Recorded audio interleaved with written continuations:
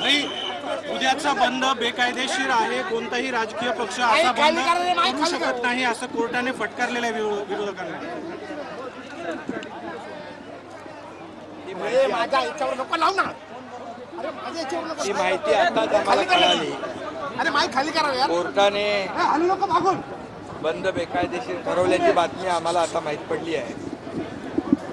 खरं म्हणजे यापूर्वी देखील न्यायालयाने अशा प्रकारच्या बंदबाबत निर्णय घेतले होते आणि दंडही लावले होते। त्यामुळे तरीसुद्धा विरोधी पक्ष बंद करण्याचा फार आग्रह धरला होता त्यांनी, आणि माईक खाली कर।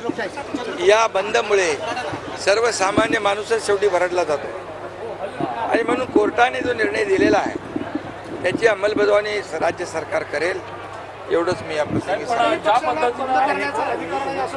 म्हणून कोर्टाच्या निर्णयाचं आदर आणि कोर्टाच्या निर्णयाची अंमलबजावणी पालन सरकार करेल। तरी पण उद्या जर बंद करण्याचा प्रयत्न झाला तर सरकार कशा पद्धतीने हाताळेल? कोर्टाच्या निर्णयाचं पालन आम्ही करू, कोर्टाच्या निर्णयाचं अंमलबजावणी आम्ही। नेपाळमध्ये असं आहे की नेपाळमध्ये त्या ठिकाणी नेपाळमध्ये जी दुर्घटना झालेली आहे त्याच्यामध्ये आपल्या जळगाव जिल्ह्यातले लोक आहेत। सन्माननीय मुख्यमंत्री महोदयांनी चीफ सचिव सेक्रेटरींना सांगितलं आहे, माझी चीफ सेक्रेटरींची चर्चा झाली, चीफ सेक्रेटरींनी